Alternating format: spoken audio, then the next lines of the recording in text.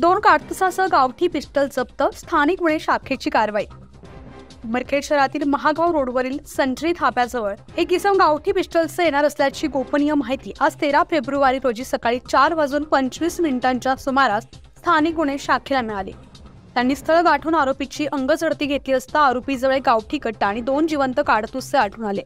ताईफ खान जहांगीर खान पठाण, वय वर्ष 21 असं आरोपीचं नाव असून तो उमरखेड येथील सवेरा कॉलनी येथील रहिवासी असल्याचं सांगण्यात येत आहे।